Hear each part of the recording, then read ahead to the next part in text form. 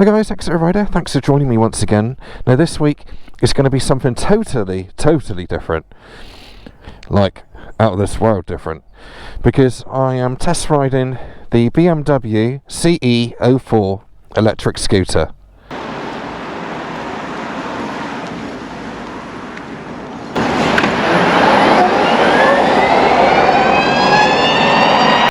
Right, now let's start off straight away by saying that yes, this is an electric bike, and people either take to them or they don't. I'm a big fan of electric bikes because I've ridden a few now. You may remember I did ride the BMW Evolution back in about 2019, I think it was. It was the first electric scooter that I rode, and this is the updated version of it. So what have they done to make it better? Well, obviously, now first of all, it is very quirky.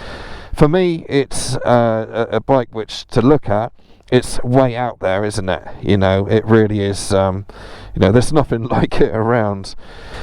It is a two-seater, so we have got the foot peg down there for the pillion, and it is a very long wheelbase. That's the first thing you notice about this scooter, is that the wheelbase is very long. Let's hop on and go for a ride. Now, I've got this bike for 2 hours. It's not going to be my normal in-depth review. Push that button.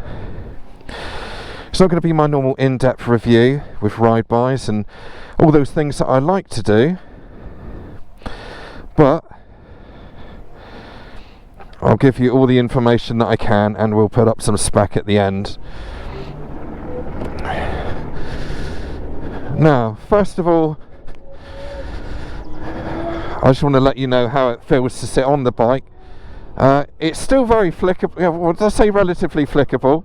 You do feel that you've got a long wheelbase on this. There's a few modes that you can go through. Eco, that I'm in now, which will give me still pretty good power. But then we've got the road setting as well, and also dynamic. But in true electric fashion, it's instantly smooth. It's very easy to ride. Obviously there's no gears or anything like that. No vibrations, which is one of the best bits about these bikes. Instant, you know, connectivity, including phone calls and things like that. So yeah, it's quite versatile on that side of things. With it being electric, there's a lot of, I would say it's fair to say, anti-electric people out there. I know I'm going to get the comments, I always do with electric, but all I can say is that, you know, at the end of the day, it is the future. I have no problem with electric being the future. Naturally, it's still in its infancy with the technology, and you know, and charge times and things like that. But I would say it's not, you know, please don't dismiss it straight away. You know, you need to give anything a chance these days. I like combustion as much as anyone else, but I also like electric. Now, that being said, what does electric give you, you know, riding compared to other modes of transport, you know, combustion? Well, obviously you don't get the range. Be realistic and say to yourself, well, how often do you do 60 or even 80 miles a day? You know, I mean, for me, I could make this work no problem at all, because I don't do that sort of range. Now, going back to the original CE Evolution that I rode, I've been following that bike, as I do on all my reviews. I don't just leave it there. I keep an eye on customer experiences and ownership experiences. There is a channel on YouTube called My E-Evolution or some such thing, and he owns a E-Evolution, and he's a good one to watch because he can tell you what it's like to own an electric bike, and he's had his for about 7 years now, I think. And you might be asking, well, what about the battery when you need to change that? Well, I can tell you from his reviews, how do I get out of here? I can tell you from his reviews that he went in to have a service done after 5 years, and the battery was still at 80%. and that's after 5 years. Right, so out onto the dual carriageway. I'm in dynamic mode. Let's see what it's like. So first of all, it's instantly smooth, very, very smooth. I should have it in road position now, mode now, but I've got it in dynamic. Overtaking power is no problem. And now if we get up to around 70 miles an hour, the windscreen's doing a nice job. Not noisy air at all. It's very, very clean air, not buffeting, and generally it's actually really quite nice.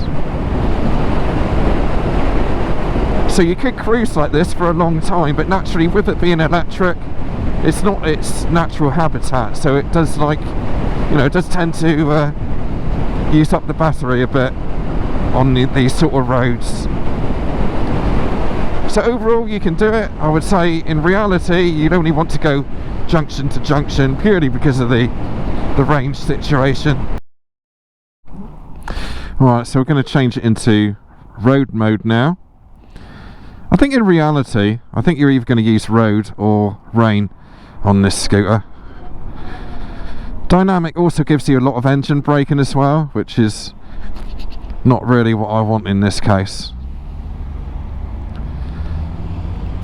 Now on the screen you'll see that you've got the power there, and that's how much power you're using on the battery. If I knock the throttle off, and you'll see the engine braking on the left hand side, very much like the CE-04 used to be.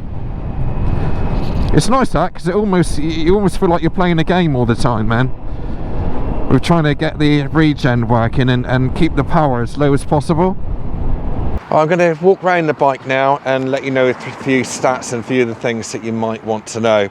So the big question with anything electric, and certainly with the scooters and the motorcycles, is what is the range? Well, you can get a realistic range of around 80 miles. So that is dependent on how you use the bike, what setting the bike is in, and of course what sort of speed you're doing and how you're doing it. So it's never a clear and concise range that you can pin it down by.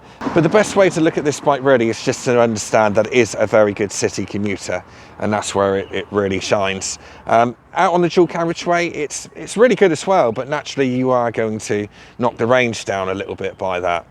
So charge times, you can go from 0 to 100% in 4 hours 20. Okay, so that's 80 miles you can do in a day-ish, 80 miles or so. Get home, plug it in at night on the standard 13 amp plug socket, and it'll be ready for you in the morning to do another 80 miles. So for most people that's going to be okay. Now with the quick charger option, you can get the charge up to 100% in 1 hour and 40. That makes it much more realistic in many ways for some people. For me, I could live with this bike no problem at all, you know, just on a standard 3-pin plug. Even if I got to work, I can just plug it in at work and get the charge up for when I go home. So if you're clever, you could probably actually pay nothing to recharge this scooter. Right, so to sit on the bike, easy to get your leg over.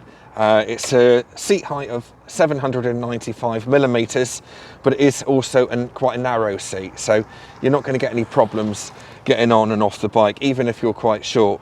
The weight of it is all very low down. You can really feel that there is a lot of weight underneath. However, on top, it literally goes to feather light, really. So I can flat foot it. I'm 5'8". I've got a 30-inch inside leg measurement, and I've got no problem there at all. Reach to handlebars is good. I did find that when I was on the motorway, it does tend to push you in a strange sort of way. It pushes you back a bit. So, but again, on the motorway, it was very, clean air, and it's pretty good considering there isn't actually a screen on there. Putting my feet up here, it's very, very comfortable. The seat doesn't look comfortable, but I can assure you it really is. It does look like a plank, doesn't it? But it's actually really, really comfortable. And also putting my feet out is fantastic because it is quite a long scooter and it has a long wheelbase.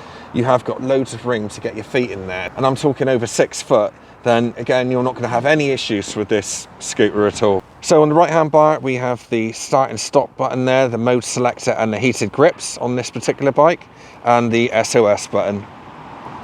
And on the left bar, we have the indicators, which is nice, horn, the reverse button, which is incredibly useful, very, very nice to have that, and the menu up and down button, hazards, lights, a pass light and a flasher on the other side, high beam and low beam.